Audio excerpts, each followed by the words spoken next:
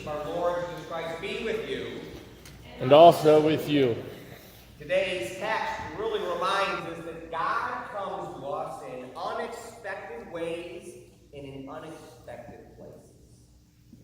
Just want to ask a quick question and we'll get on the same page. What is a miracle? What is a miracle? Oh, a little heads up. This is going to be an interactive sermon. Heads up. No, sorry. I thought maybe the question might indicate that it's going to be an interactive sermon. I'm sorry. I don't have any display here. That's sitting downstairs in the worship center. We'll plug on the Sunday school today. So, miracle, yes. Something that happens that doesn't have a scientific explanation certainly would classify as a miracle. And what's more? When a miracle happens, how do you explain it? You can't explain it. I can explain a miracle.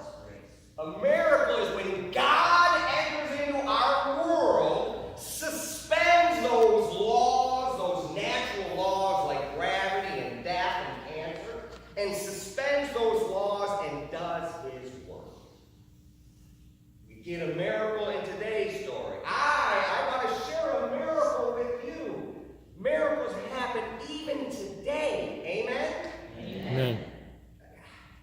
I try to give Pastor Patty a heads up. Don't take my comments about teachers personal. But as an ADH person with dyslexia, being raised in the 60s and 70s, what we did with children back then is I don't know what happened to me. They beat me, and then they put me in a corner somewhere, and on a good day, that corner had lunch in it. Teachers, they're not to blame. I gotta be honest. I'm a terrible student. I made noise, woo, when everyone's supposed to be quiet. So as I grew up, teachers and I were like enemies. They didn't like me, and I didn't like them. So I get to college, I'm not a good student. Did I tell you I'm ADHD dyslexia? I can't read or write. People laugh at me, but I cannot read or write. The first class I took was with Bill Shaw. Boy, I love the man, but he is a hard-nosed, hard-hearted teacher. If you got one wrong word in your paper, he would circle it and give you a 0. The first paper I turned in, the first word was a wrong word. I used acceptance when I should use acceptance, whatever that means. He flunked me, and he was mean about it. But see, God is awesome. Can I get an amen? Amen. No, in that time, God suspended time and the natural laws which say I should funk the class again. Because I took them again. And I made as many mistakes as I did before. But when I got my grade that semester, it was a 2.0, which in my world is an A. Every class I took, I could neither read nor write. Professors in seminary would write the words, "Go back to high school and come back." A miracle was when I could write down the right words in the right way, with the right grammar, and I got a 2.0. God's miracles happen today. They come in the unexpected places and the unexpected way. Bill Shaw and I never liked each other. I can't tell you why he asked me. I know what I should have loved. And that was the whole way. Miracle after miracle after miracle. And I'm here today. A miracle.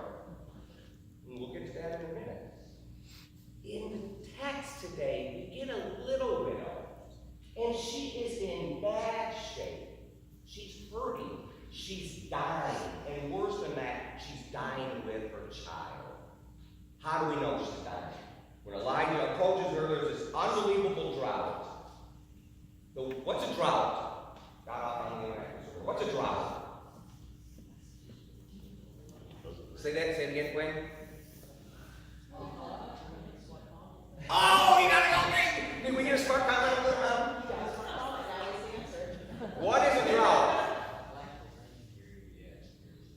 A period of no rain. And previous to this moment, God works through ravens. And if you're familiar with a raven in the Old Testament, what's a raven in the Old Testament? Say that again? Oh, I know it's like talking about here. Vanessa, what's a raven? Amen.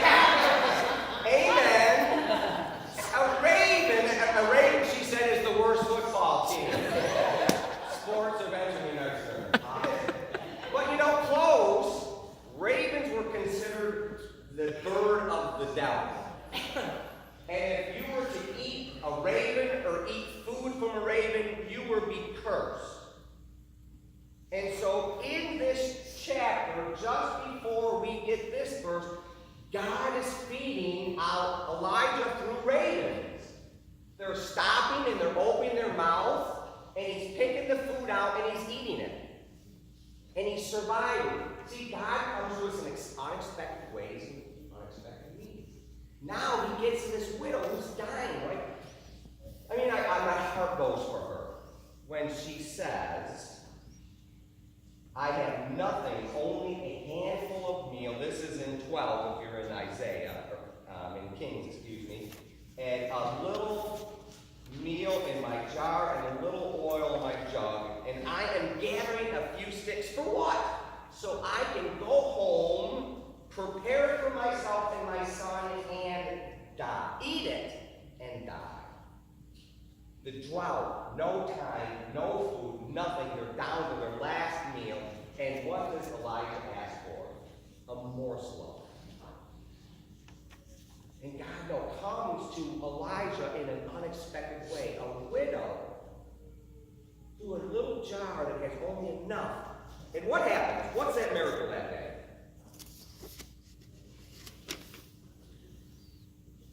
Say that again.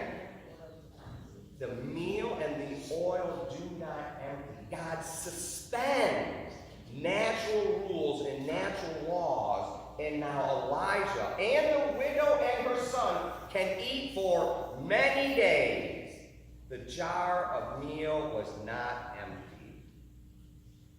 God comes to us in unexpected ways. The Hebrews text, I cannot even imagine this. God, the most powerful creature in the world. I say creature because I can't explain God. Is creature better than thing? Okay. Know that Almighty God, the creator of the world and universe, does what? Comes from heaven, dies on the cross as a human being, not for God's self, but for who? Worse, sinners, broken people, not church folk, right? Say it again, Liz. We are all the same. But we're all the same. We're all broken. And God, Almighty God, dies for us. And then when he goes back, what's he go back to heaven for? He gets back up to heaven. What's Jesus doing right now? What's Jesus doing right now? Of course, this is not scientifically provable. What is Jesus doing right now? It's in the text.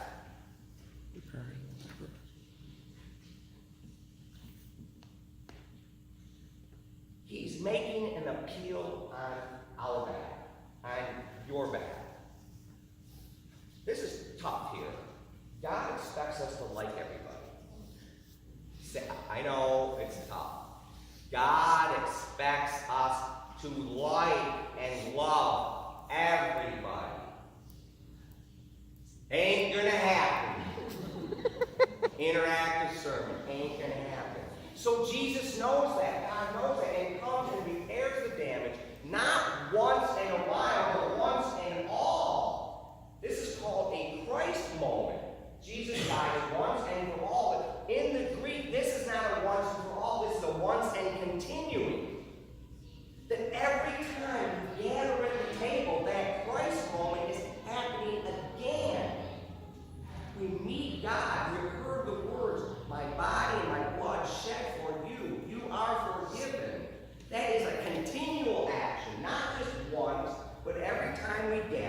we hear those words, God is present, renewing that one's covenant.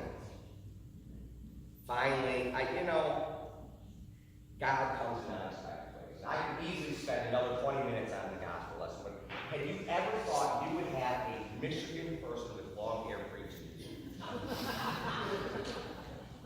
If you did, please raise your hand. And I'd like to talk to you about lotto numbers.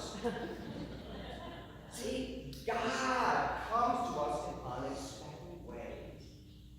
A year ago, I would have bet my soul that I would come out to Pennsylvania, Dallastown, Pennsylvania, to do intentional intermission. Nor do you think you would have called a long hair from Michigan to come do intentional interministry. But what? God comes to us in what? Unexpected ways and unexpected places. As now we navigate this transition team, as we navigate this interim period, we remember that what? God is present with us. Is everything to go the way we expected? I hope not. Because God comes to us in unexpected ways. Every day, the challenge is this: to set aside the way you think God should be and look for God. Set aside what you think God should be and just look for God. You'll be amazed. God's working with all people, in all places, constantly, trying to pull them back to Him, to redeem them, to save them, to transform them. One final note. I work with people a lot. And I was in an intentional interim, and somebody came to me and said, "This person will never change." I still remember. And I was like, I hope they will, because they were very destructive. But they said they will never, her name was Ruth. I hope she's not watching. They told me she would never change. I don't know, 100 people, the congregation is only 60, so maybe 60, 59 people said she would never change. But what happened? God, unexpectedly, in unexpected ways, changed. God has the power to transform the whole world. God certainly has the power to transform each and every one of us. As we leave this place, love God, love your neighbor, look for God in your life. Amen? Amen. Let's silently contemplate the words we